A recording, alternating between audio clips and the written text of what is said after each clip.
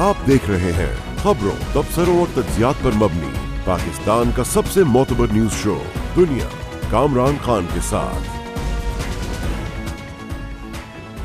अस्सलाम वालेकुम, मैं हूं कामरान खान।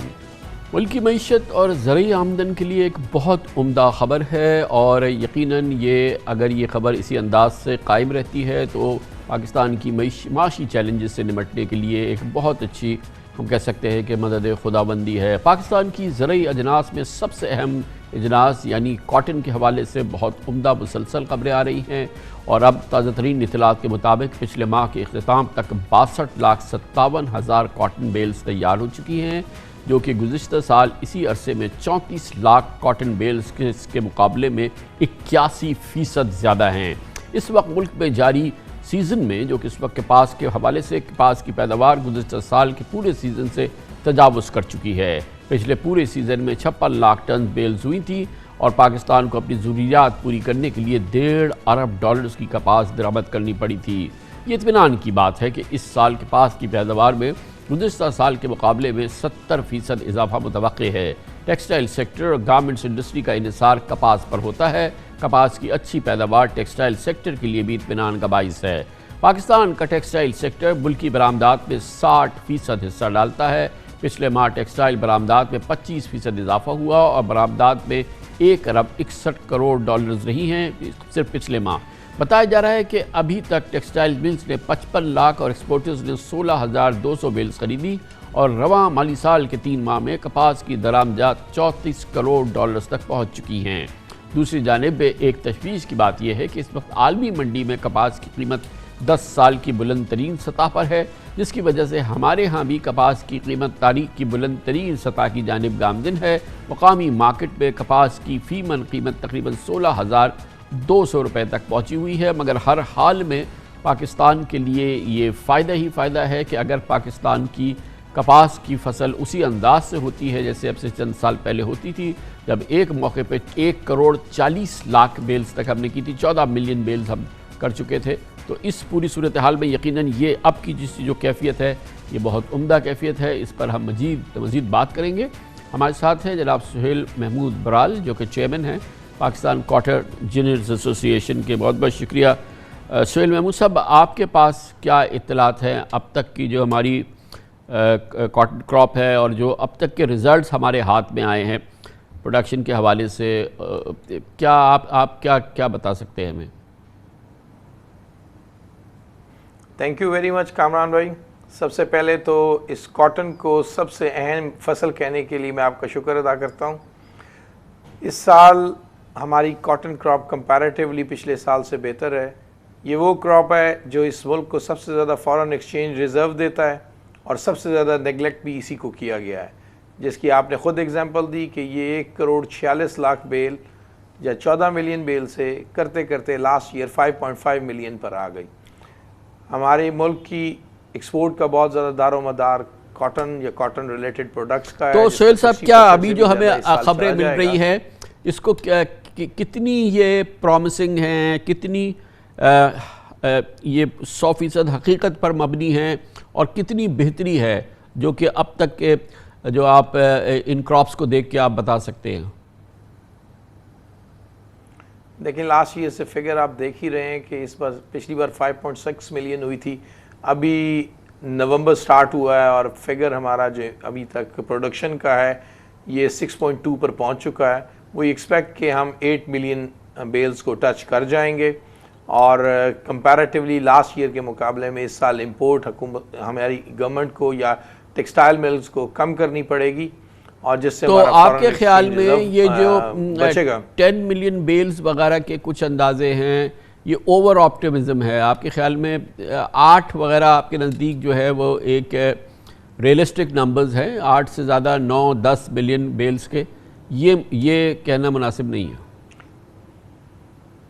जी बिल्कुल ऐसे है, क्योंकि इस साल आपने ही अभी कहा इंटरनेशनल प्राइसेस भी बहुत हाई थी और पाकिस्तान में भी हिस्टोरिकली ये भुट्टी की सबसे ऊंची प्राइसेस हैं, तो उसकी वजह से किसान इतना ज़्यादा स्टॉक नहीं कर रहा और खेतों से भी चुनाई जल्द अज जल्द कर रहे हैं ताकि उनको बेहतर मुआवजा मिल सके, کیونکہ پچھلے کئی سالوں سے کاٹن کے اندر اچھی پرائس نہیں ملتی تھی تو کسان تھوڑا سا ڈرا ہوا ہے، اس لیے آئی بلیو کہ 8 million is more realistic figure.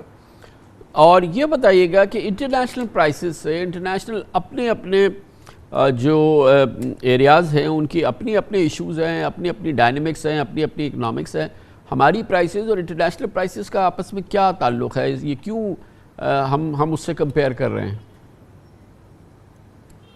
International local اس لیے کہ دیکھیں it is an export commodity, جو ایکسپورٹ ہونی ہے وہ لوکلی کنزیوم تو ہونی نہیں ہے، ایکسپورٹ نے انٹرنیشنل پرائس کو کمپیٹ کر کے ہی مارکیٹ میں جانا ہے۔ گارمنٹس نے جو بکنا ہے وہ انٹرنیشنل پیرٹی پہ بکنا ہے، جس ریٹ پہ India, Bangladesh, Turkey, rest of the world بیچ رہی ہے۔ میں اپنی فصل کی بات کر رہا ہوں کہ اگر جو ایک را کاٹن دنیا کے کسی بھی ملک میں جس پرائس پر ہے وہی پرائس ہمارے ملتان میں کیوں وہ پرائس ہو؟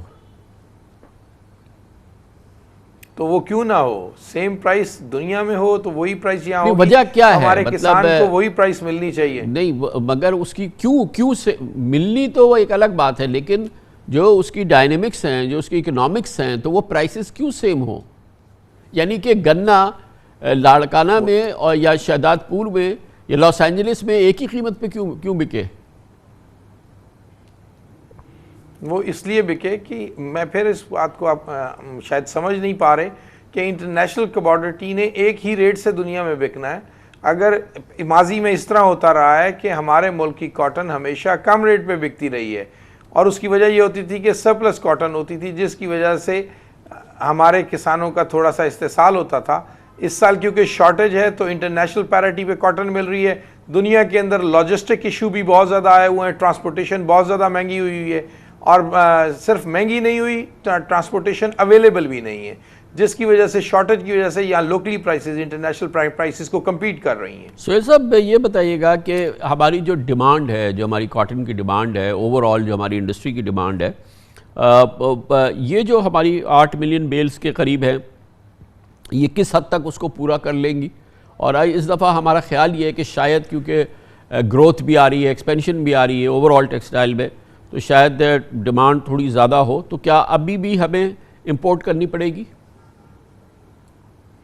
بالکل، بلکہ اس سال لاسٹ ایئر سے ہمارا بل زیادہ ہوگا۔ ریزن بیہائنڈ کہ لاسٹ ایئر جب کاٹن امپورٹ ہو رہی تھی تو وہ 70-80 سینٹس کی پیرٹی میں ہو رہی تھی، اس سال 110-15 میں ہو رہی ہے، plus last year dollar price was around 154-153 rupees.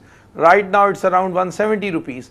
تو یہ in terms of value میں روپی میں بھی زیادہ ہوگی اور ڈالر میں بھی زیادہ ہوگی، اور اس سب کو آپ یوں سمجھیں کہ پچھلے سال جو ہماری مشینری کی امپورٹ ہے وہ ہائیسٹ لیول پہ رہی ہے، اراؤنڈ $5 بلین کی ہماری مشینری امپورٹ ہو رہی ہے، اور ہماری ایکسپینشن بہت سپیڈ میں ہو رہی ہے۔ اس ایکسپینشن کی وجہ سے ہماری جو لوکل کنزمپشن ہے وہ بہت زیادہ بڑھ جائے گی۔ گورنمنٹ کو اس کو بہت زیادہ فوکس کرنے کی ضرورت ہے۔ کاٹن کے ساتھ ایک، جیسے آپ پہلے بھی سمجھ رہے ہیں کہ یہ سوتیلی ماں والا ہوتا ہے برتاؤ، آج بھی آپ یہ دیکھیں کہ اس کی پروڈکشن کم کرنے کے لیے سازشوں میں گھری ہوئی ہے یہ کراپ۔ کاٹن سیڈ آئل کے اوپر 17% سیل ٹیکس ہے، جبکہ کوئی بھی لوکلی گرون تیل کے اوپر، ایڈیبل آئل کے اوپر ٹیکس نہیں ہے۔ اور ایک طرف گورنمنٹ کہتی ہے کہ ایڈیبل آئل ہم نے ملک میں پیدا کرنا ہے اور باہر سے ہم نے امپورٹ ڈپینڈنسی ختم کرنی ہے۔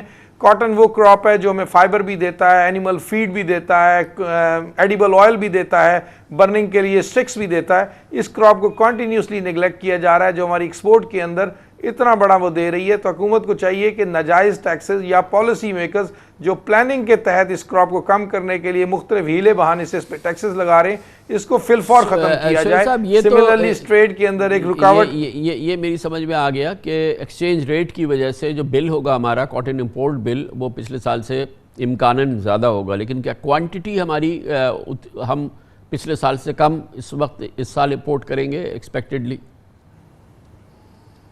نہیں، کوانٹٹی بھی ہم لاسٹ ایئر سے کم نہیں کریں گے، کیونکہ اتنی ہماری کنزمپشن بڑھ چکی ہے۔ اس سال ہم اتنی ہی کوانٹٹی امپورٹ کریں گے جتنی لاسٹ ایئر کی تھی۔ تو یہ فرمائیے گا کہ گزشتہ سال ہم نے 5.5 ملین بیلز کی تھی، اب ہم 8 ملین پلس بیل کی طرف جا رہے ہیں، تو کیا یہ ایک پرومس ہے، یہ ایک انکریجمنٹ ہے، اور فارمرز کے لیے کہ اگلے سال ہم کچھ اور مزید بہتر کریں اور اپنی ریکوائرمنٹ کے قریب پہنچے، اور اس کا امکان ہے اور اس کو یقینی کیسے بنایا جا سکتا ہے؟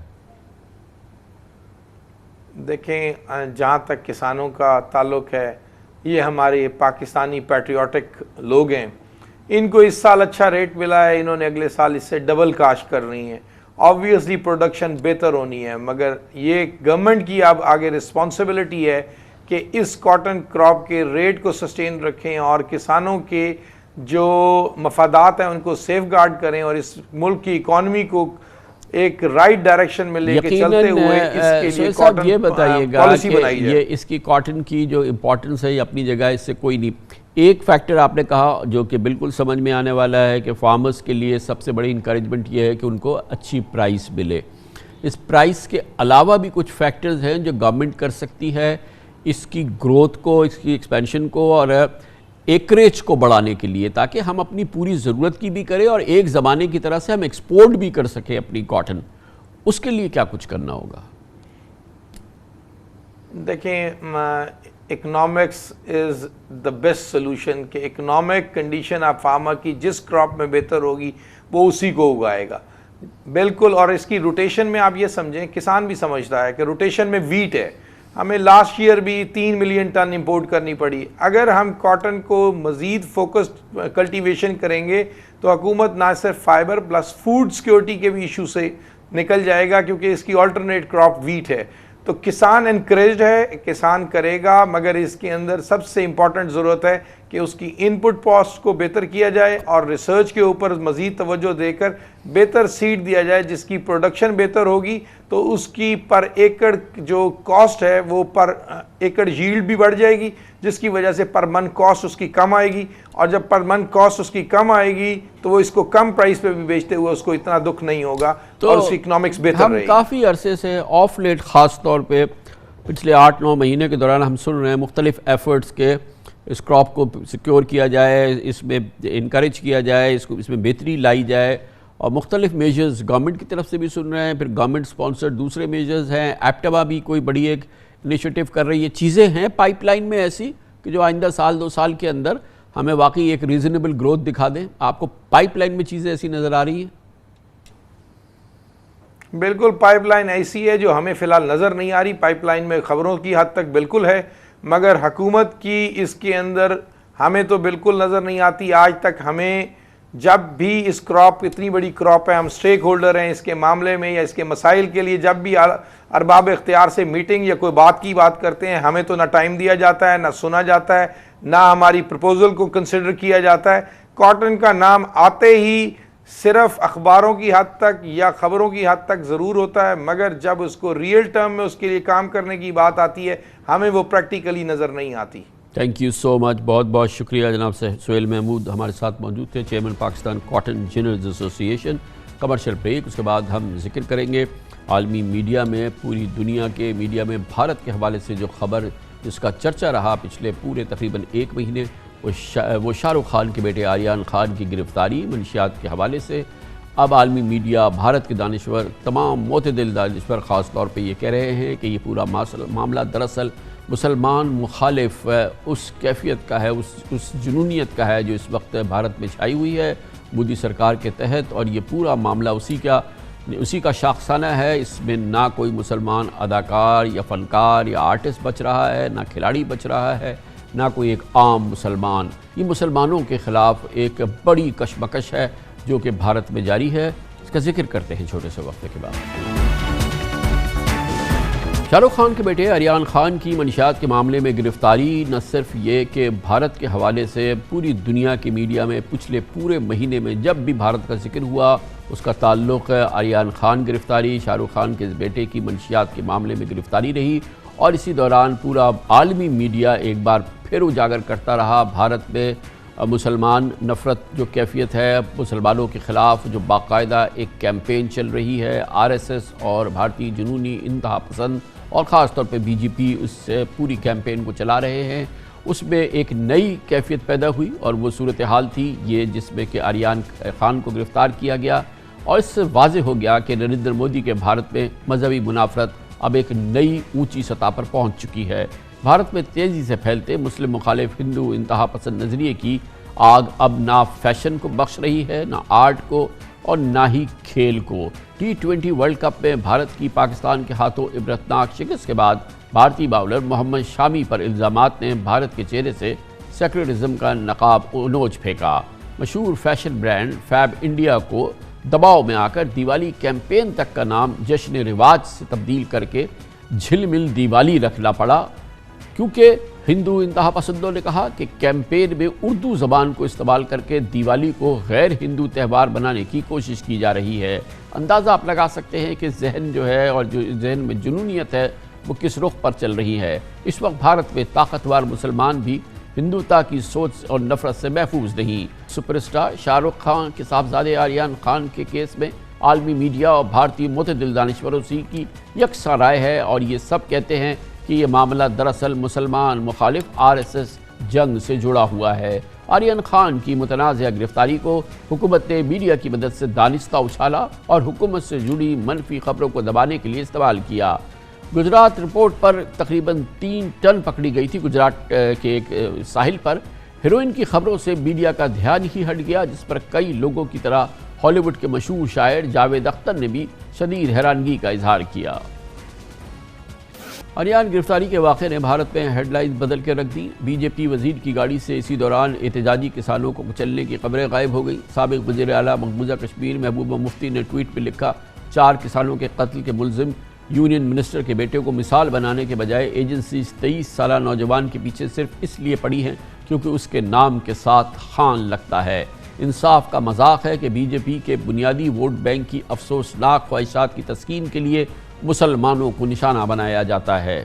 دنیا بھر کا میڈیا بھی بھارت میں تیزی سے پھیلتی مذہبی منافرت اور اس سے سیاسی فوائد حاصل کرنے کی حکومتی کوشش کو سامنے لا رہا ہے اور اس پہ سے پردہ اٹھا رہا ہے۔ شاہ رخ خان کے صاحبزادے آریان خان کے معاملے نے اس تاثر کو مزید تقویت بخشی ہے۔ بھارتی دانشور بھی اس تاثر کی اس میڈیا رپورٹ کی تصدیق کرتے ہیں۔ نامور بھارتی صحافی برکھا دت نے واشنگٹن پوسٹ میں لکھا کہ شاہ رخ خان بھارت میں سیکولرزم کے روشن مستقبل کے لیے امید کی کرن تھے، لیکن ان کی زندگی میں پیش ہونے والے واقعات نے ثابت کر دیا کہ بھارتی اقدار کو کس قدر زنگ لگ چکا ہے۔ اسی طرح اسرائیلی اخبار ہیرٹس نے لکھا کہ بھارت میں مذہبی تعصب ہمیشہ سے موجود تھا، مگر ہندو انتہا پسندوں نے ووٹ کی لالچ میں اسے مزید بڑھا دیا ہے۔ شاہ رخ خان جو کل تک بھارتی اداکار ہوا کرتے تھے، اب وہ بھارتی حکمراں اور پیروکاروں کی نظر میں صرف مسلمان اداکار رہ گئے ہیں۔ اس موضوع پہ بات کرنے کے لیے ہم جائیں گے نئی دلی، جہاں پر ہمارے ساتھ موجود ہیں ممتاز بھارتی دانشور مصنف جناب سدھیندرا کلکرنی۔ بہت بہت شکریہ کلکرنی صاحب، آپ نے ہمیں جوائن کیا ہے۔ آریان خان کیس کا پوری دنیا میں بڑا ذکر رہا ہے، بھارت میں بیک ٹو بیک کوریج چلتی رہی ہے پورا مہینہ۔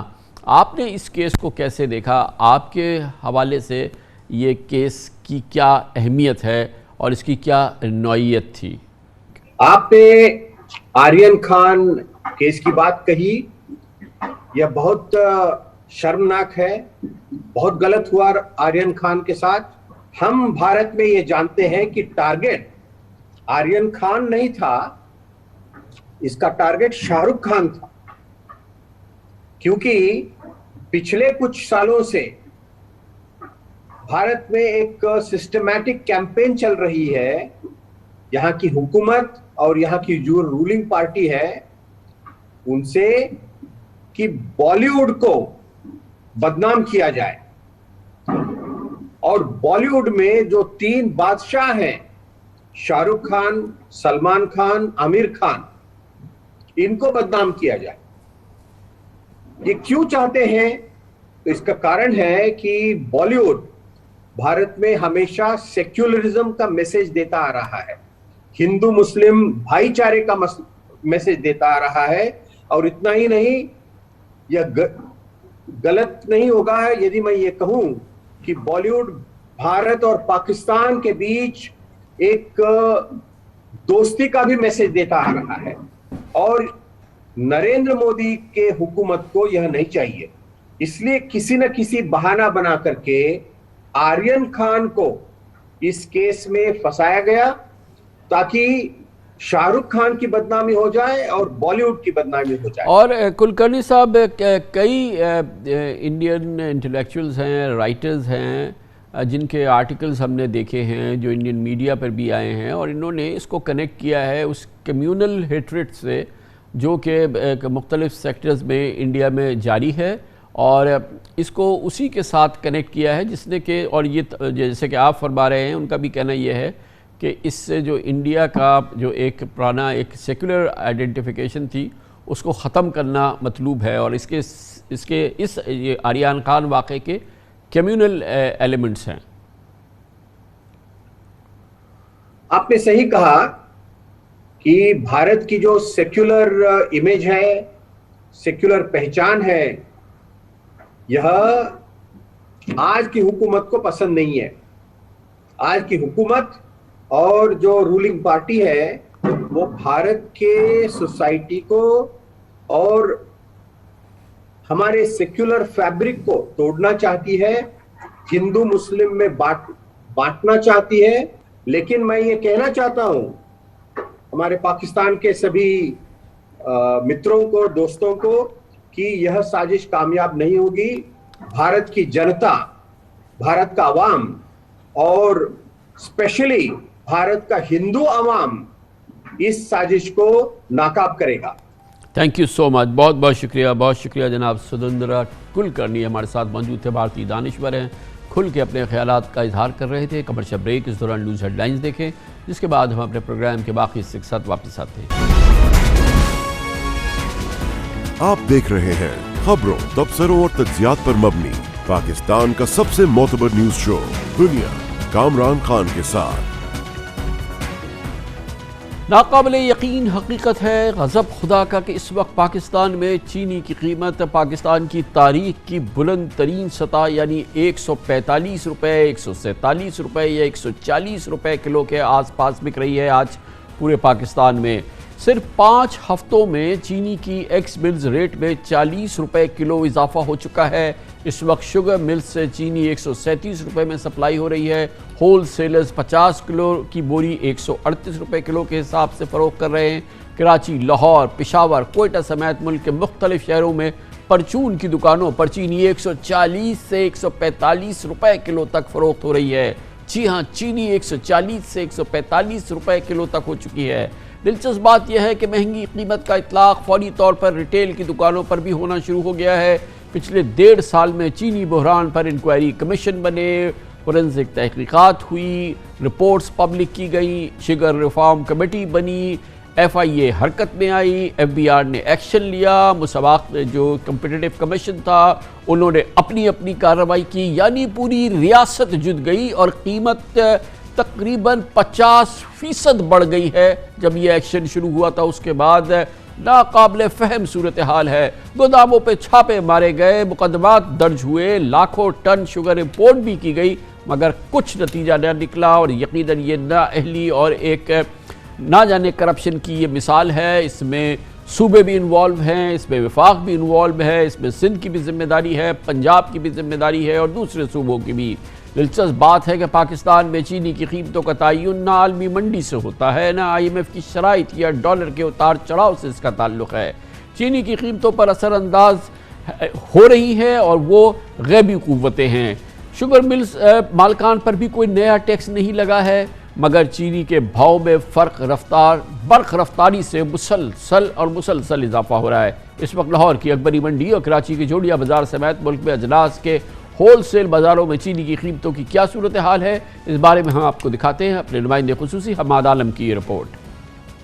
سپریم کورٹ نے پچھلے سال ستمبر میں شوگر پرائس اسکینڈل پر تمام قانونی رکاوٹیں ختم کر کے FIA، FBR، کمپیٹیٹو کمیشن اور دیگر اداروں کو شوگر انکوائری کمیشن رپورٹ کے مطابق کارروائی کا حکم دیا تھا۔ اس سال مارچ میں FIA نے چینی کا مصنوعی بحران پیدا کر کے تقریباً 110 ارب روپے ناجائز منافع خوری کا دعویٰ کیا تھا کہ اس نے سراغ لگا لیا ہے، اور کارٹلائزیشن، سٹے بازی اور ذخیرہ اندوزی کے ٹھوس شواہد لینے کا دعویٰ کیا تھا، مگر کیا کچھ ہوا ہے اس سے کچھ نہیں پتہ۔ عوام یہ جانتے ہیں کہ 100 روپے کلو ملنے والی چینی یا 95 روپے، 90 روپے کلو ملنے والی چینی آج 145 روپے کلو ہو چکی ہے۔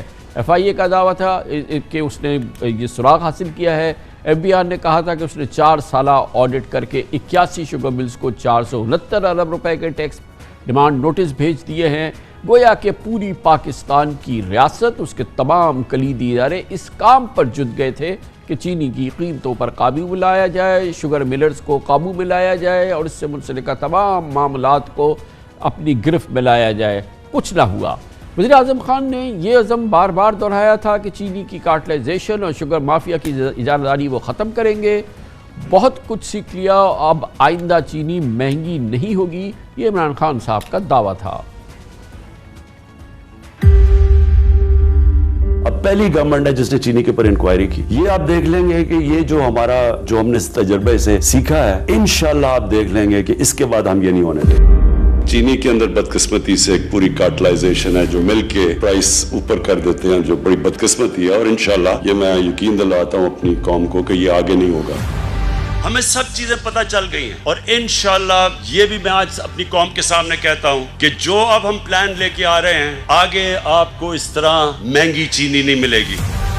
1 روپے چینی کے بڑھنے سے 5.5 ارب، تو یہ جب 26 روپے 27 روپے جب چینی بڑھتی ہے تو آپ سوچ لیں کہ تھوڑے سے لوگوں کو کتنا پیسہ کا فائدہ ہوتا ہے۔ کون مارا جاتا ہے؟ عام لوگ خون چوس کے تو یہ پیسے بناتے ہیں۔ یقین کریں کہ یہ جو اب پہلی دفعہ قدم اٹھایا جا رہا ہے، اس کا صرف مقصد یہ ہے کہ پاکستان کی عوام کو مہنگائی سے پروٹیکٹ کیا جائے۔ یہ باتیں اگر عمران خان حزب اختلاف کے لیڈر کی حیثیت سے کرتے تو باتیں سن لیتے، لیکن یہ وزیر اعظم پاکستان یہ بات کریں اور پھر چینی کی قیمتیں اس خوشربا انداز میں بڑھیں تو یقینی طور پہ یہ ایک نااہلی کی چلتی پھرتی تصویر بن گئی ہے اور بہت ہی سیریس ڈیولپمنٹ ہے۔ ادارہ شماریات کے مطابق اگست 2018 سے اکتوبر 2021 تک پی ٹی آئی کے دور حکومت میں چینی کی قیمتوں میں 84% اضافہ ہو چکا ہے، تقریباً 2 گنی ہو رہی ہیں۔ گویا پچھلے 5 ہفتوں میں مزید 40% اضافے کے بعد چینی کی قیمتیں 134% بڑھ چکی ہیں۔ صرف پچھلے چند دنوں میں 3 سال پہلے 56 روپے کلو میں بکنے والی چینی آج 145 روپے کلو میں فروخت ہو رہی ہے، اور اس سے آپ اندازہ لگا سکتے ہیں کہ 2 گنا قیمتیں بڑھ چکی ہیں۔ سابق معاون خصوصی خوراک جمشید اقبال چیمہ نے 3 ہفتے قبل ایک میڈیا ٹاک کے اندر یہ خبر سنائی تھی اور کہا تھا کہ بمپر فصل ہوئی ہے گنے کی، اور ان کا کہنا تھا کہ نومبر سے چینی 80 روپے کلو ملے گی، یعنی کہ آج اگر جمشید اقبال چیمہ جو وزیر اعظم کے معاون خصوصی ہے ان کی بات صحیح ہوتی تو آج 80 روپے کلو چینی مل رہی ہوتی، لیکن شاید ان کو پتہ نہیں ہے کہ آج چینی 145 روپے کلو ہو گئی ہے۔ یہ چیمہ صاحب کا کہنا تھا۔ آپ کو یہ خوشخبری دینا چاہ رہا ہوں کہ اس سال ہمارے پاس گنے کی فصل بہت اچھی ہے۔ تاریخی طور پر یہاں 83 ملین ٹن گنا پیدا ہوا، لیکن اس سال یہ 100 ملین ٹن سے زیادہ گنا پیدا ہوگا۔ 100 ملین ٹن گنے سے ہم تقریباً اندازہ کریں کہ 9 ملین ٹن چینی پیدا کریں گے۔ ہماری جو نیشنل ضرورت ہے وہ 6.1 ملین ٹن ہے، سو ہماری تقریباً 1.5 سال کی چینی اس سال پیدا ہوگی، اور اینڈ پہ یہ 80 روپے یا 80 روپے سے کم قیمت پہ ہم چینی بیچیں گے۔ چینی بیچنے کی اجازت ہوگی۔ چینی جو ہے وہ گورنمنٹ کے کنٹرول میں یا گورنمنٹ کی مانیٹرنگ میں ہوگی تاکہ کوئی بندہ اس کو مہنگا نہ بیچ سکے۔ 1 نومبر سے ہم شوگر ملنے چلا رہے ہیں۔ 1 نومبر کے بعد ہر روز ریٹ کم ہونا شروع ہو جائے گا۔ آج اخبارات میں بذریعہ اشتہار پاکستان شوگر ملز ایسوسی ایشن نے وزیر اعظم عمران خان سے اپنے مسائل کے حل کے لیے خصوصی توجہ کا مطالبہ کیا، جبکہ خبریں ہیں کہ مقامی موٹی چینی 1,20,000 میٹرک ٹن کا موجودہ اسٹاک ملک کی صرف 15 روزہ ضرورت کے قابل ہے۔ حکومت نے درآمدی باریک چینی کے نرخ یوٹیلیٹی سٹورز پر 90 روپے کلو مقرر کیے، لیکن اطلاعات کے مطابق یوٹیلیٹی سٹورز پر مبینہ غیر معیاری درآمدی باریک چینی بھی غائب ہو چکی ہے۔ بھرپور اور پاکستان کی تاریخ کا سب سے بڑا چینی بحران ہے، اور وہ چینی جو کہ غریب کے لیے ایک بہت کلیدی انرجی کا ذریعہ ہوتی ہے، وہ اب 145 روپے کلو ہو چکی ہے، اور یہ سب اس وقت ہوا جب پوری ریاست پورے سال چینی کی قیمتوں کو کم کرنے کے لیے، ان کو قابو میں رکھنے کے لیے جٹی رہی۔ اس پوری صورتحال میں بات کرتے ہیں، ہمارے ساتھ موجود ہیں پاکستان کے نامور commodity affairs expert, Karachi chamber of commerce سے منسلک ہیں، وائس چیئرمین ہیں جناب شمس الاسلام خان ہمارے ساتھ موجود ہیں۔ بہت بہت شکریہ خان صاحب۔ یہ بتائیے کہ یہ جو اچانک ابھی ہم نے دیکھا ہے، یہ پچھلے 30 مہینے بھر کے اندر جو یہ 40-45% اضافہ ہو گیا ہے، ایک چھوٹی سی اصول یہ ہے کہ ڈیمانڈ بڑھ جائے، سپلائی نہ ہو تو یہ اضافہ ہو جاتا ہے دنیا ہر چیز کے بارے میں۔ یہ ہوا کیا اس وقت، یہ کیا ہو گیا اچانک؟ دیکھیں اس کا جو ہے آپ کو پہلے تو پتہ ہے کہ ہماری جو لاسٹ ایئر جو پروڈکشن ہوتی ہے شوگر کی اس سے زیادہ اس دفعہ ہماری شوگر پروڈکشن بھی ہوئی کو 5.6 ملین ٹن سے بھی زیادہ کی شوگر تھی جو شوگر رپورٹس بھی آئی تھیں سامنے. اور حکومت کو بھی یہ اندازہ تھا کہ جب وہ ایکشن لیں گے تو یہ کوئی پرائسز بڑھانے کی کوشش کریں گے, تو حکومت نے ڈیسائیڈ کیا کوئی جنوری میں کہ ہم شوگر کو امپورٹ کریں گے انٹرنیشنل مارکیٹ سے. اب وہاں پر ڈیسیجن ہو گیا, اسی سے نے فیصلہ کر لیا, لیکن ٹی سی پی نے جو امپورٹ کرنی تھی وہ ڈیلے کرتے چلے گئے اور انہوں نے جا کے مارکیٹ میں کچھ ٹینڈر فلوٹ بھی کیے, لیکن جب پرائسز کم آ رہی تھی تو مسلسل انہوں نے اس کو اسکریپ بھی کیا. اور اس وقت ٹینڈر شروع کیے جب $525 کی پرائس جو مارکیٹ میں پڑ چکی تھی, حالانکہ انٹرنیشنل مارکیٹ جب آپ کے جنوری میں کی کچھ $390 کی لائف فیوچر پہ چل رہی تھی. گویا کہ $390 کو چھوڑ دیا, نہیں لی, لے تو لال سے کام لیا, کوئی سازش تھی یا کچھ تھی, پھر جب 550 پہ پہنچ گئی, 525 پہ پہنچ گئی تو پھر ٹینڈر فلوٹ کیا. جی بالکل, اس وقت اس کا کیونکہ دیکھیں آپ کو پتہ ہے کہ پورا سسٹم شوگر مل مالکان جتنے بھی ہیں یہ ویل کنیکٹڈ تو ہیں شروع سے ہی. آپ کو پتہ ہے بیوروکریسی کے ساتھ ان کا سسٹم جب تک نہیں جڑا ہوا ہو یہ کام نہیں کر سکتے. تو ہر جگہ جو کوئی فیصلہ سازی میں بیٹھا ہوتا ہے, اور اگر حکومت اس وقت سستی چینی لے آتی جو اگر ان کو ٹائم پہ جولائی میں بھی فیصلہ کر لیتے تو $450 کی CNF کاسٹ آ جانی تھی, لیکن اس وقت بھی نہیں کیا کیونکہ وہ لانا ہی ایسے ٹائم پہ تھا انہوں نے کہ جب آپ کو جو لوکل جو شوگر بیرنس ہیں ان پر انٹرونشن کا اثر نہ ہو سکا. اور وہی ہوا کہ جب چینی یہاں پر پہنچی نہ شروع ہوئی, چینی مہنگی لی گئی, انٹرنیشنل مارکیٹ سے مہنگی لی, پھر اس کو $100 کے فرق سے زیادہ لیا, تو اس سے یہ ہوا کہ ان کو پتہ چل گیا کہ لوکل کو کہ اب ہماری چینی جو ہے سستی ہے اور حکومت کی چینی لائی ہوئی مہنگی ہے, تو انہوں نے قیمتیں بڑھانا شروع کر دی. اور آپ ان کے پاس جو سٹاکس تھا آخری دنوں کا وہ تقریباً ایسا تھا کہ اگر حکومت یہ امپورٹ نہیں بھی کرتی چینی تو ایک پالیسی کے ذریعے مینیج کرتی ان کو, تو آپ کا کیا جو جتنا فورن ایکسچینج آپ نے اس کے اوپر ضائع کیا, جتنا خزانے کا پیسہ ضائع کیا, جتنی بڑی سبسڈی اماؤنٹ آپ دے رہے ہو اس وقت یوٹیلیٹی اسٹور پہ اگر $90 کی چینی بیچ رہے ہیں تو وہ سارا کا سارا بچ جاتا. اور ان سے پالیسی کے ذریعے آپ صرف یہ کرتے کہ اگر آپ کو شارٹیج نظر آ رہی تھی آپ کہتے جی فی الحال آپ کا ہم سیلس ٹیکس اتنا کم کر دیتے ہیں, اس کے حساب سے ہمارے ساتھ بیٹھو اور رائٹنگ میں اس کی جو پرائس کو فکس کرو تاکہ نفع جو ہے کرشنگ سیزن سٹارٹ ہوتا ہے اور جب ختم ہوتا ہے اس وقت. بتائیے خالد صاحب, یہ جو پچھلے 30-40 دن کے دوران $45 قیمت بڑھ چکی ہے پر کلو ایک ریٹیل کے اندر, یہ کس کی جیب میں جا رہے ہیں؟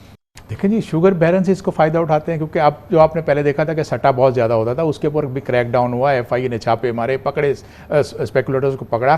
اب جب تھوڑی کوانٹٹی رہ گئی تھی جو سٹاکس جنہوں نے ریلیز کیے تو اس میں یہ ہے کہ ساری شوگر مل والے ہی اپنا ریٹ بڑھا رہے تھے اور آورلی حساب سے کہ ڈیلی اگر آپ کے ریٹ بڑھ رہے ہیں, صبح کیا ہے, دوپہر کو کیا ہے اور رات کو انہوں نے کیا کرا, تو اس کے حساب سے فائدہ جو ہے وہ تو انہی کو جا رہا ہے شوگر بیرنس کو. اس میں حکومت نے ایک اور بھی غلطی کی کہ جب آپ نے لاسٹ ایئر دیکھا کہ آپ کا جو ہے وہ فرسٹ ویک آف اکتوبر میں کرشنگ سٹارٹ ہو گئی تھی سندھ میں, تو حکومت کو یہ نہیں کرنا چاہیے تھا کہ 15 نومبر سے کرشنگ کا کرتے, کیونکہ ہمیشہ شوگر بیرنس جو ہے وہ کرشنگ ڈیلے کرتے ہیں تاکہ سکروز کانٹینٹ زیادہ ہو, موئسچر کا لاس کم ہو, تو وہ ڈیلے کرتے تھے. لیکن بڑی ملوں نے لاسٹ ایئر کیا تھا, تو آپ کو چاہیے تھا کہ آپ دیکھ رہے تھے, فورس ہی کر رہے تھے کہ کوئی شارٹیج آئے گی, کوئی اسپیکولیشن ہوگی, تو 15 اکتوبر سے اگر کرشنگ سٹارٹ کرتے تو آج نومبر میں ہم بیٹھے ہیں. تو وہ جو گیپ آنا تھا وہ نہیں آتا, کیونکہ اسپیکولیٹرز جو ہیں وہ آپ کے سٹاکس کے اوپر کھیل رہے ہیں کہ جب آپ کے پاس سٹاکس کم رہ گئے اور ٹریڈنگ سٹاک اگر شوگر مل کے پاس بھی کم رکھے ہوئے ہیں جو انہوں نے بیچنے ہیں, تو وہ تو لاوہلا اپنی پرائس بڑھائیں گے, اور وہ انہوں نے کیا. اور آج حکومت کی ایک نااہلی کی وجہ سے تو کیا اس میں جو حکومتی ادارے ہیں, FIA ہے, دوسرے سرکاری ادارے ہیں,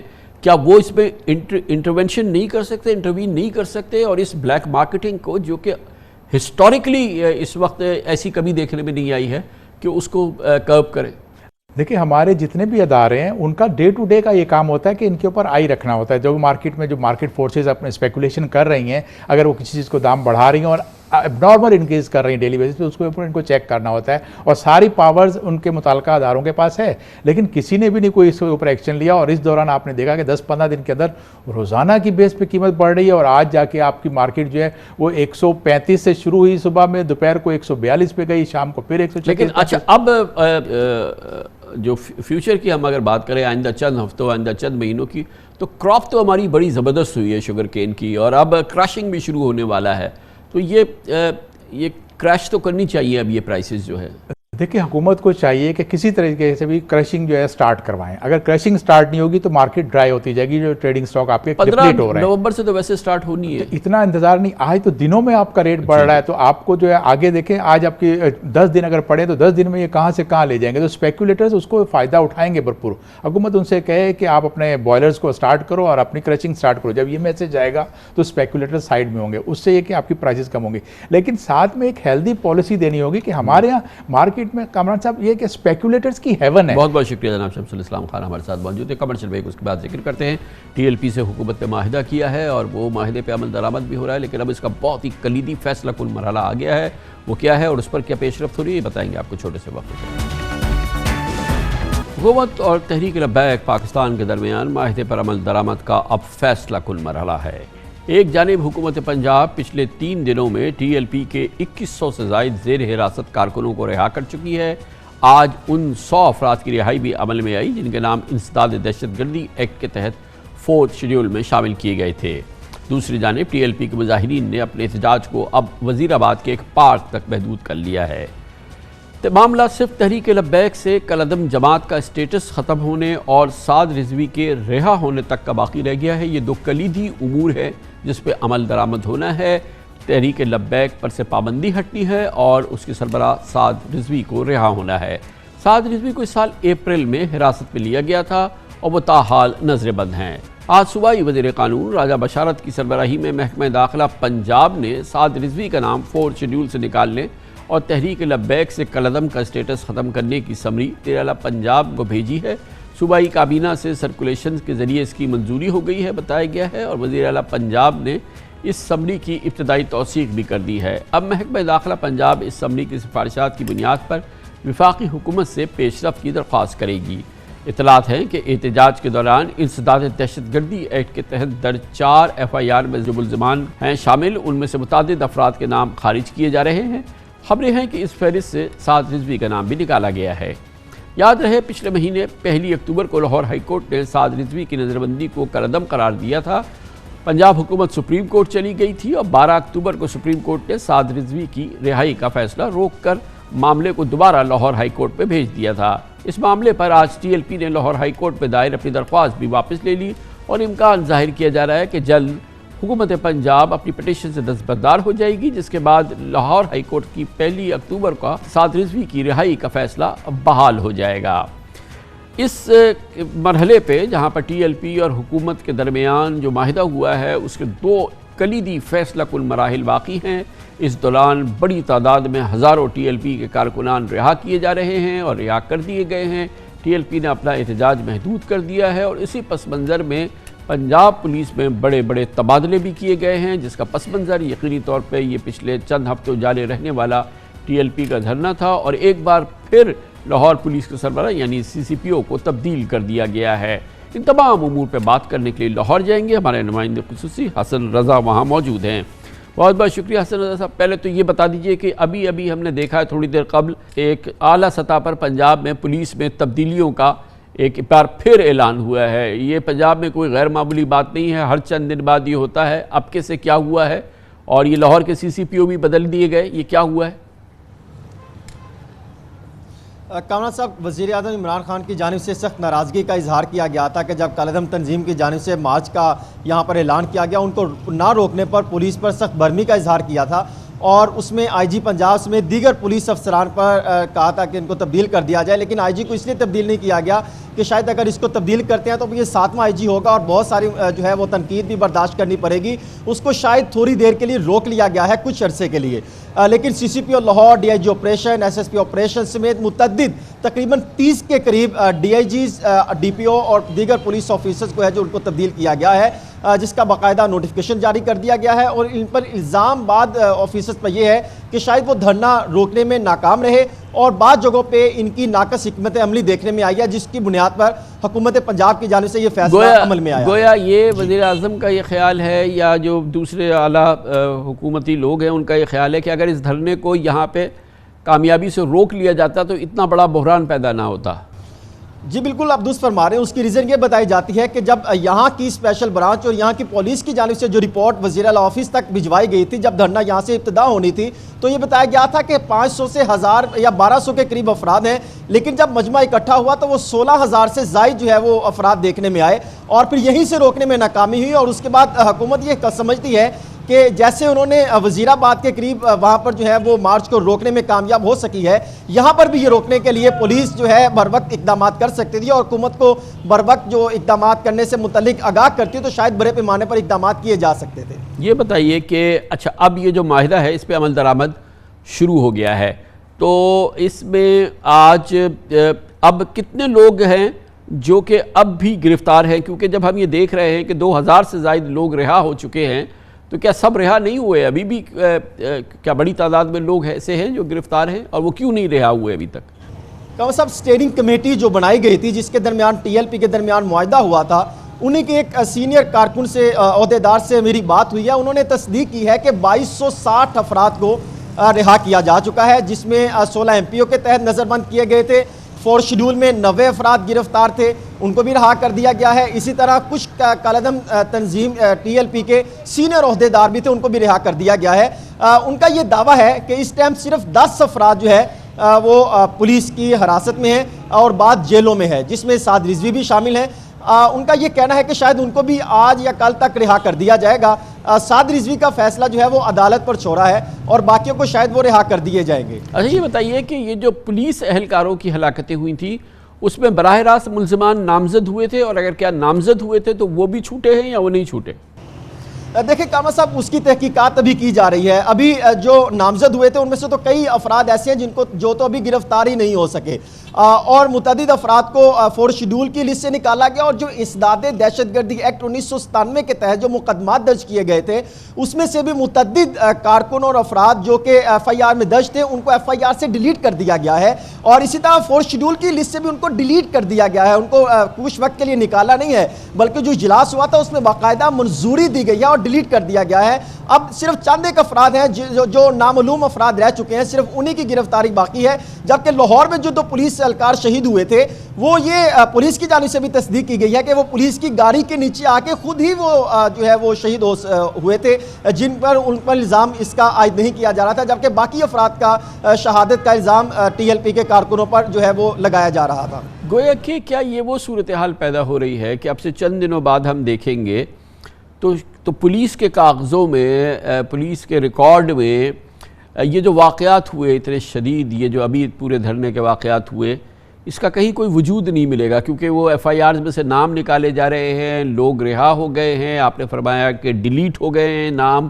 تو ایسا لگے گا کہ جیسے کچھ ہوا ہی نہیں تھا. اگر مورخ اس زمانے کے ریکارڈ کو چیک کرے گا تو کچھ نہیں نظر آئے گا اس میں. کامران صاحب، ایک معاہدہ جو ہوا تھا اس میں محکمہ داخلہ پنجاب نے اس کا باقاعدہ لیٹر بھی بھجوایا ہے، جس میں ٹی ایل پی کے جو معاہدہ ہوا تھا وہ مینشن کیے گئے. وہ 4 سطریں ہیں جس میں ٹی ایل پی کی جانب سے یہ کہا گیا تھا کہ حکومت اور ٹی ایل پی کے درمیان کہیں غلط فہمی تھی تو اس کی ہم معذرت خواہ ہیں، اور آئندہ ہم اس کو ایک مضبوط سیاسی جماعت کے طور پہ سامنے آئیں گے جو آئین اجازت دیتا ہے. اور اس سے بھی واضح ہوتا ہے کہ مورخ بالکل درست لکھے گا کہ ایسا کچھ ہوا ہی نہیں. اور یہ بھی سچویشن سامنے آ سکتی ہے کہ آئندہ آنے والے دنوں میں حالات اس حد تک بھی ہو سکتے ہیں کہ یہ سیاسی جماعت کے طور پر مضبوط پوزیشن بھی اختیار کر سکتی ہے. اور جو اسٹیئرنگ کمیٹی کے عہدیدار ہیں وفاق اور پنجاب میں، ان سے میری بات ہوئی، وہ یہ دعویٰ کرتے ہیں کہ آئندہ آنے والے 2 روز میں بڑی تبدیلی سامنے آئے گی. ان کا یہ دعویٰ ہے کہ شاید کل جو کیس لگا ہے انسداد دہشت گردی عدالت میں، وہاں سے جو ہے پوزیٹیو رسپانس ملے گا، اور ممکن ہے کہ وہاں سے اجازت کے بعد سعد رضوی بھی رہا ہو جائیں گے کل تک.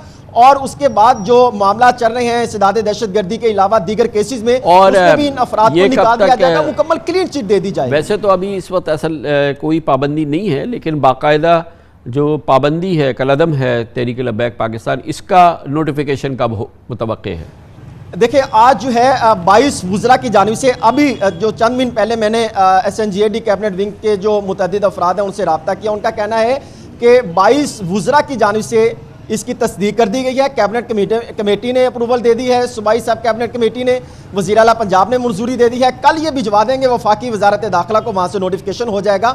کیونکہ جب پہلے ان کو انسداد دہشت گردی ایکٹ 1997 کے سیکشن 11C کے تحت جب ان کو کالعدم قرار دیا گیا تھا تو پنجاب حکومت نے درخواست کی تھی، اور اب انہی کی جانب سے، وفاق کی جانب سے درخواست ہے، اس پر عمل درآمد کرتے ہوئے ان کو بھجوا دیا جائے گا. تو کل ممکن ہے کہ وہاں سے بھی نوٹیفیکیشن جاری ہو جائے. اچھا یہ بتائیں کہ یہ جو ٹی ایل پی ہے، ایک تحریک لبیک پاکستان، یہ تو پچھلے کئی مہینوں سے حکومتی کشمکش میں مبتلا ہے، گرفتاریاں، پھر معاملات، تو پھر سارا ایک ہائیڈ اینڈ سیک ان کا چوری چھپا چل رہا تھا معاملہ، یعنی کہ ایک ہائیڈ اینڈ سیک کا معاملہ پولیس کے ساتھ، ریاست کے ساتھ، یہ سارا کئی مہینوں سے ان کا یہ. اب یہ جماعت جو ہے یہ باقاعدہ اس میں سے پابندی ہٹے گی، اس کے تمام لوگ رہا ہو جائیں گے.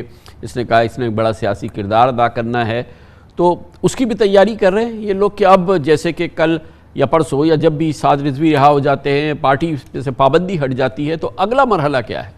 کل صاحب جو ان کے عہدیدار ہیں اور حکومتی عہدیداروں سے جو بات ہوئی ہے ان کا یہ کہنا ہے کہ شاید کئی ایسی پوزیشن جہاں پر ٹی ایل پی کے اچھے خاصے ووٹ ہیں اس میں حکومت بھی ان کے ساتھ مل کے کئی جگہوں پہ الیکشن لڑنے کا ارادہ رکھتی ہے، اور کئی ایسے حکومتی عہدیدار ہیں جب سعد رضوی رہا ہوں گے تو شاید وہ گلدستے لے کر ان تک پہنچیں گے بھی، ان کو پھول بھی پیش کیے جائیں گے، اور یہی ہے ابتدا حکومت کی جانب سے کہ جہاں پر وہ کئی اختلافات تھے اب وہ بہت ہی قریب ہوتی بھی دکھائی دے رہی ہے، اور شاید یہ سیاسی جماعت بھی بنتی دکھائی دے گی کیونکہ اکثریت ان کے جہاں سے بھی ان کے کھڑے ہوئے ہیں یا تو دوسری پوزیشن لے کر ان کی پارٹی سامنے آئی تھی یا تیسری پوزیشن کے جس سے N133 یہاں پہ تیسری پوزیشن تھی، اس سے کئی جگہوں پہ انتخابات میں بھی بڑی مضبوط پوزیشن ان کی دکھائی دی تھی۔ ہو سکتا ہے کہ آئندہ آنے والے دنوں میں مزید صورتحال اختیار کرے کیونکہ بہت سارے ایسے افراد ہیں جو ان کو سپورٹ کرنا چاہتے تو ہیں لیکن شاید حکومتی پابندیوں کی وجہ سے جو ہے وہ بیک فٹ پر رہ کے ان کو سپورٹ کرتے رہے ہیں۔ تھینک یو سو مچ، بہت بہت شکریہ۔ حسن رضا ہمارے ساتھ موجود تھے۔ کمرشل بریک، اس کے بعد ہم آپ کو کہانی سنائیں گے، بہت ہی دردناک کہانی ہے اور ان پاکستانیوں کی اور ان پاکستانی علاقوں کی ہے جو قبائلی علاقے کہلاتے تھے۔ ان کا انضمام ہو گیا تھا کے پی کے ساتھ، ہم نے وعدہ کیا تھا کہ ہم 100 ارب روپے کے ترقیاتی پروگرام کریں گے، مگر کچھ نہ ہوا، نہ وہاں پانی ہے، نہ بجلی ہے، نہ گیس ہے، نہ اسپتال ہے، نہ سڑک ہے، اور بہت ہی خطرناک اور بہت ہی مفلوق الحالی کی کیفیت ہے۔ اس کا آنکھوں دیکھا حال آپ کو دیں گے، اور اس کے بعد وزیر اعظم کے معاون خصوصی برائے اسٹیبلشمنٹ شہزاد ارباب ہمارے ساتھ ہوں گے اور ہمارے سوالوں کا جواب دیں گے۔ Welcome back. برسوں محرومیوں اور دہشت گردی کا شکار رہنے والے قبائلی اضلاع خیبر پختونخوا میں ضم تو ہو گئے ہیں مگر ان کی مفلوق الحالی اب بھی برقرار ہے۔ ماضی میں فاٹا کے نام سے مشہور ساتوں قبائلی ایجنسیز باجوڑ، محمد، خیبر، اورکزئی، کرم، جنوبی وزیرستان، شمالی وزیرستان 3.5 سال قبل صوبہ خیبر پختونخوا میں ان کا انضمام ہوا تھا، جس کے بعد 7 صوبائی اضلاع بن گئے تھے۔ مئی 2018 میں پارلیمنٹ نے اس علاقے کو قومی دھارے میں لانے کے لیے 31ویں آئینی ترمیم منظور کی۔ انضمام کے بعد قبائلی اضلاع کی بحالی کے لیے 10 سال تک سالانہ 100 ارب روپے مختص کرنے کا اعلان بھی ہوا۔ اس کے علاوہ NFC کے تحت ہر سال 3% فنڈز وفاق اور صوبوں کے مشترکہ پول سے بھی جاری ہونے تھے۔ وزیر اعظم عمران خان نے بھی مختلف مواقع پر ان فنڈز کے اجرا پر زور دیا، لیکن ان تمام صوبوں کے صاف انکار کے بعد لگتا ہے وفاقی حکومت بھی قبائلی اضلاع کو بھول بھال گئی ہے۔ ہر سال 100 ارب روپیہ قبائلی علاقے کی ڈیولپمنٹ کے اوپر خرچ ہوگا اگلے 10 سال تک۔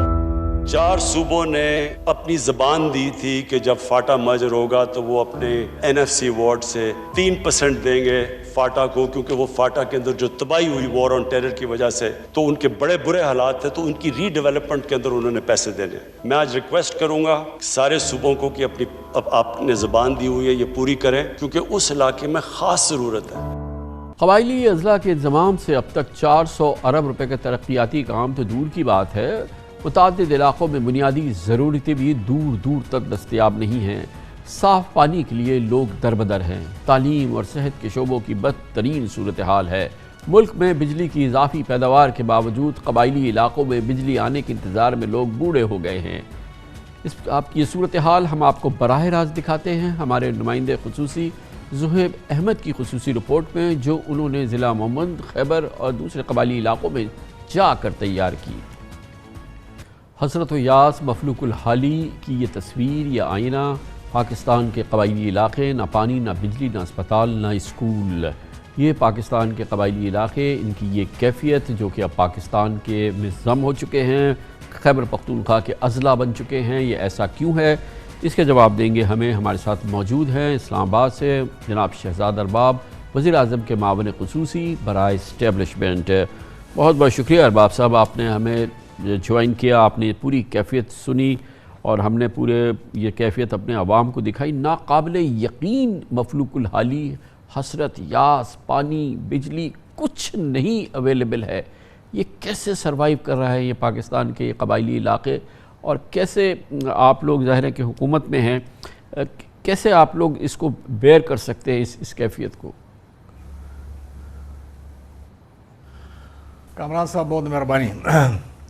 میں نے آپ کی ویڈیو تو نہیں دیکھی لیکن آڈیو میں نے ضرور سنی، اور جو سچویشن آپ نے بیان کی واقعی بالکل سچویشن ایسی ہی ہے. ہم چونکہ اس علاقے سے ہی ہیں، وہاں پہ مشکلات بہت ہیں.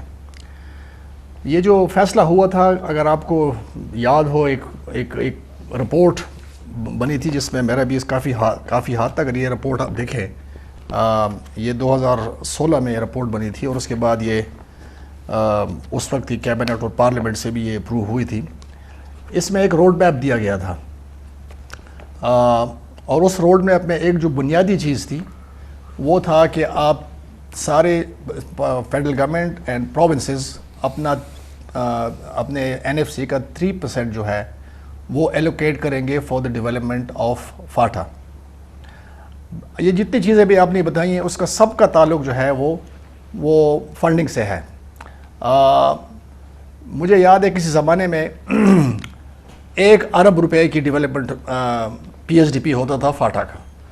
اس کے بعد پھر یہ بڑھتا گیا کافی ہوا ہے. لیکن یہ جو ریکمنڈیشن تھی اس کا مقصد یہی تھا کہ اس جو ڈیولپمنٹ لیگ ہے اس کو ہم نے پورا کرنا ہے، اور وہ عام حالات میں پورا نہیں ہو سکتا. اس کے لیے آپ نے انفراسٹرکچر کو ٹھیک کرنا ہے. باقی جو سکولز کی آپ نے بات کی ہے، ہاسپٹلز کی بات کی ہے، بہت بری حالت ہے وہاں کی. جو پاورٹی ہے سب سے زیادہ ہے، it's almost 73% of the population is below the poverty line.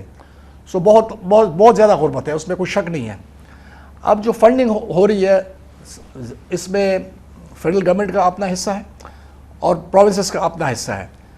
فی الحال صرف فیڈرل گورنمنٹ اور KP گورنمنٹ جو ہے فنڈنگ کر رہی ہے، باقی کوئی صوبہ یہ ذمہ داری لینے کے لیے تیار نہیں ہے. سو یہ ایک میرے خیال میں ایک المیہ ہے. اگر نہیں کر رہے یہ صوبے اس میں تیار نہیں ہیں کسی قسم کی بھی کنٹریبیوشن دینے کے لیے، انکلوڈنگ پنجاب جو کہ PTI کی حکومت ہے، تو حکومت کیوں ہاتھ پہ ہاتھ دھرے بیٹھی ہے؟ کیوں نہیں اس سلسلے میں جو آئینی اور قانونی اس کے اختیارات ہیں ان کو استعمال کرتی ہے؟ کیوں نہیں سپریم کورٹ پہ جاتی ہے؟ کیوں نہیں اس سلسلے میں کچھ بھی کرتی نظر آتی ہے؟ انہوں نے کہا ہم نہیں دے رہے، حکومت نے کہا آپ نہ دیں، اور یہ بیچارے لوگ جو ہیں یہ جانوروں کی زندگی گزار رہے ہیں. نہیں کامران صاحب دیکھیں، اس میں فیڈرل گورنمنٹ بالکل یہ نہیں ہے کہ انہوں نے آرام سے ہاتھ پہ ہاتھ دھرے بیٹھے، ایسے نہیں ہے بالکل. ابھی ایک اسپیشل کمیٹی بنی ہے، اسپیکر نیشنل اسمبلی نے بنائی ہے، special parliamentary committee on x FATA. وہ اسی لیے بنی ہے کہ پارلیمنٹ میں کافی آوازیں اٹھ رہی ہیں اس کے بارے میں کہ فاٹا کا جو مرجر ہوا ہے ان کی جو ایکسپیکٹیشنز ہیں ان کو پورے کرنے کی ضرورت ہے.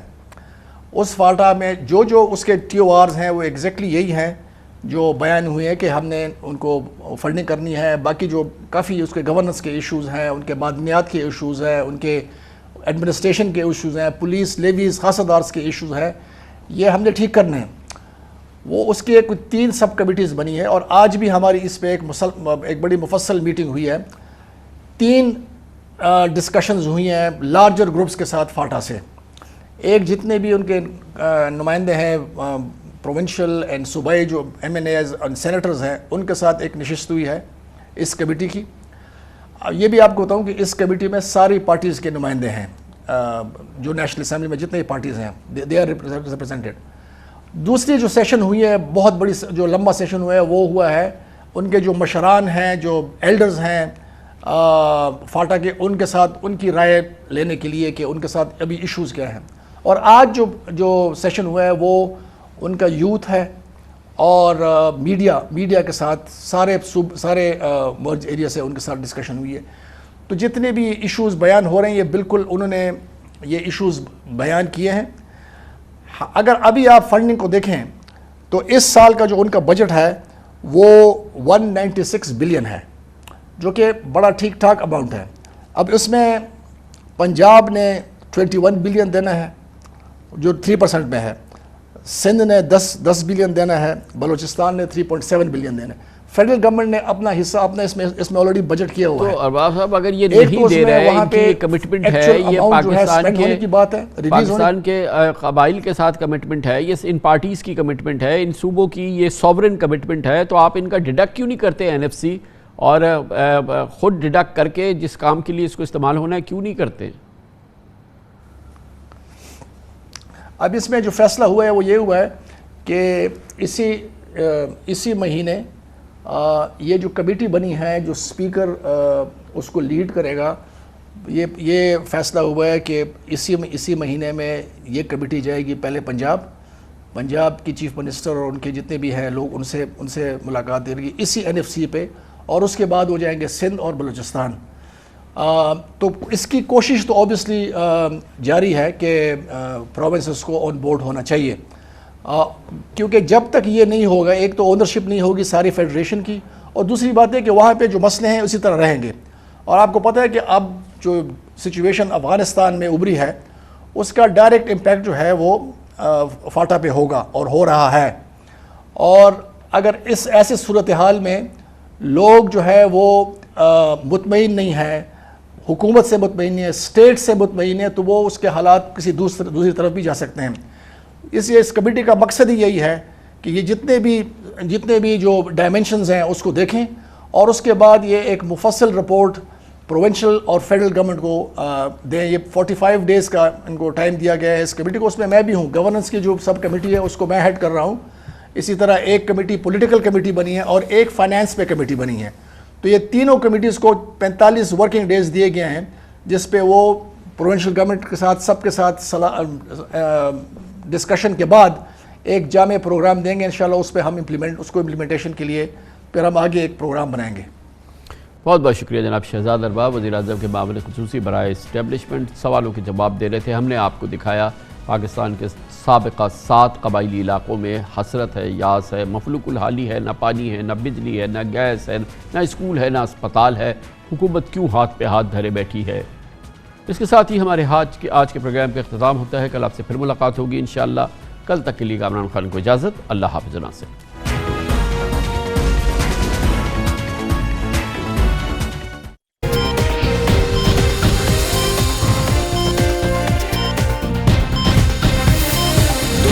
خبر کی دنیا